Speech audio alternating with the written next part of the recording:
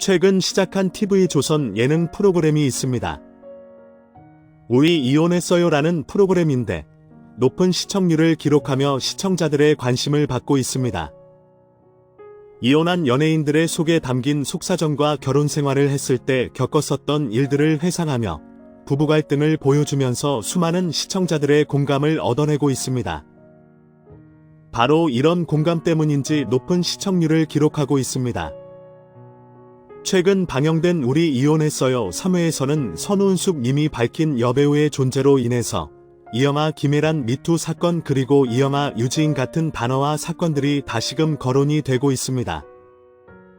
이영하 김혜란 사건?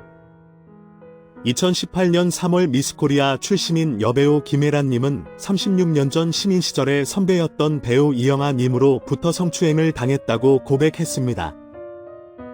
당시에는 고등학생이었던 연애지망생 김혜란 님은 이영하 님의 호출을 받았고 그의 호텔방으로 찾아갔다고 합니다.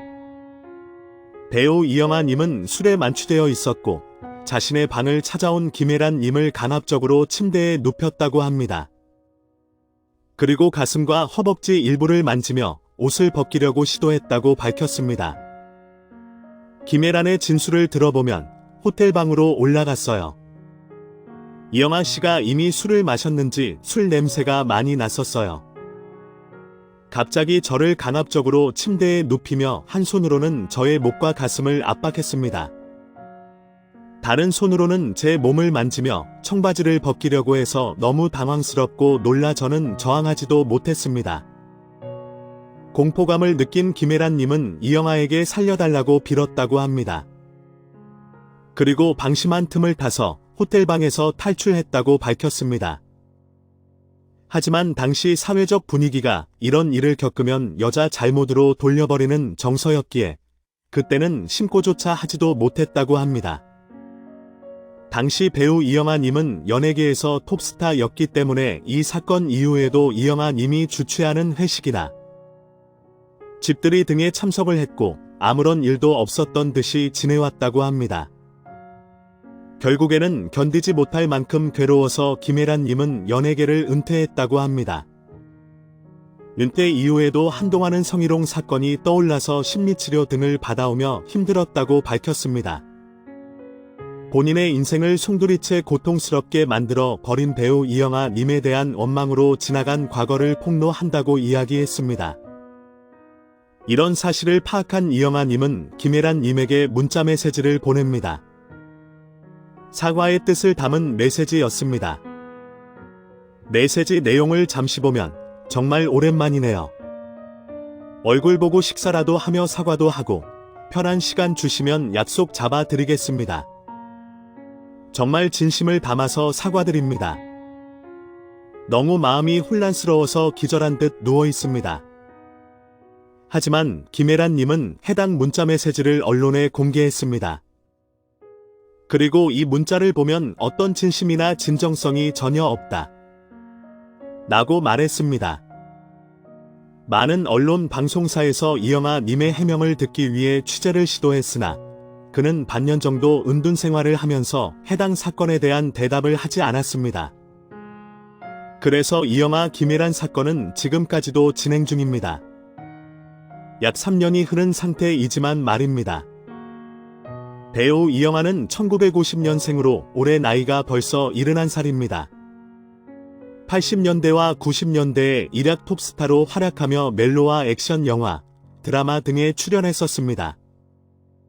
함께 출연하고 있는 선우은숙과는 9살의 나이 차이로 1981년 결혼했다가 2007년에 이혼했습니다. 신성일의 시대가 가고 한국영화계에 혜성같이 나타난 미남배우 이영하? 하슈는 진짜 잘생긴 역대 한국의 남자 배우는 신성일이라고 생각하는데 글쎄요 이영하가 신성일의 대를 잇는 미남배우라고 하니 동의는 하지 않지만 그렇다 치고 잠깐 이영하의 데뷔와 활동에 대해 잠깐 살펴보겠습니다. 이영하는 1977년 유연목 감독의 문으로 데뷔했습니다. 그러나 데뷔작은 극장 개봉도 제대로 하지 못했고 두 번째 영화 화려한 외출, 이 서울 명보극장에서 15만여 명의 관객을 모으면서 이영하는 비로소 얼굴을 알렸습니다. 김수용 감독이 만든 이 실험영화에서 그는 서울에서 납치되어 섬으로 온 여류기업가 윤정이가 구조를 요청하는 젊은 의사로 나왔습니다. 이어 출연한 정소영 감독의 마지막 겨울 이 서울극장에서 흥행에 성공을 하면서 스타덤에 올랐고, 그해 국도극장에서 개봉한 상처가 23만이라는 대박 흥행을 터뜨리며 이 영화는 충무로 최고의 미남 스타로 인정받았다고 합니다. 이로 인해 아직도 동조하지 않지만 신성일의 대표 미남 배우 시대가 저물고 난 후 미남 기근에 시달리던 영화계의 혜성처럼 나타난 이 영화는 이대 트로이카 여배우들과 함께 수많은 영화의 주연을 맡으면서 무려 90여 편의 영화를 남겼는데요. 거의 다 주연을 차지했다고 합니다.